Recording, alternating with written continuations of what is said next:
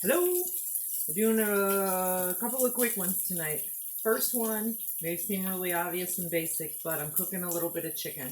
I have chicken tenders here, just chicken that the store cut for me. I can do this with whole chicken breasts. I can do this with the chicken breasts that I've cut in half because I froze them. But all I did was I heated up my pan. I want to mention a couple quick things. Get your pan started on the heat. Add the oil. Let the oil get hot before you add the chicken.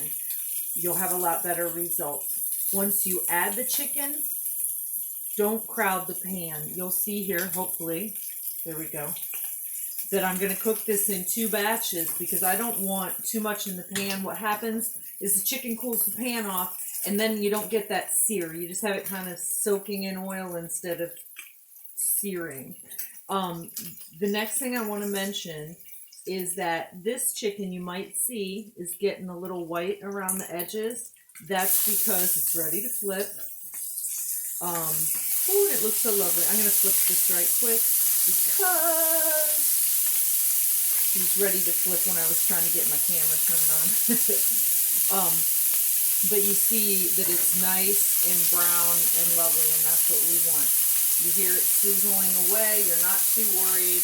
If it sounds angry, notch it down a tiny bit, but you really do want it to sizzle. You're not trying to boil it. You're trying to sear it. Quick tip, when you get it in the pan, as you're setting your chicken in the pan, space it out. Set one piece on one side, set one piece on the other side, set one piece. What you're doing is again, you're trying to get that onto the hot pan without the pan cooling off while you're doing it. If you just stick it all in there, again, you're just going to cool off the pan too quickly. Once you get the chicken in there, do yourself a favor and set a timer. If it's chicken fingers like this, if it's chicken you cut in half, then go about 4 minutes. That should be enough time. And at the end of 4 minutes, don't touch it while it's cooking. Let it sit there, let it cook. Don't stir it around, don't check it. Trust the process. Set your timer, let it sit there and cook. You should start to see that whiteness of the chicken cooking coming up the edges of your piece of chicken. And that's when you know it's a good time to flip it and you should have that nice brown sear. If after your 4 minutes on this side, you flip it over, 4 minutes on the other side, you're not sure if it's done, cut a thick piece and check. But when you cut it, you're letting out some of the juices. So don't just go hacking at it unless you kind of have to. If it's not cooked enough, you're using whole chicken breasts. They're a little thick. You wanted that sear on each side, but now it's not cooked enough in the middle.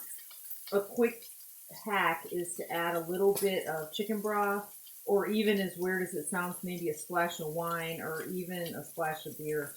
Water is the worst case. And let it kind of steam and simmer for just a moment in a couple tablespoons of liquid, and that'll help it finish cooking. You could put a lid on it, but you don't have to. That's it. That's cooking chicken 101. And I found my remote. Off I go.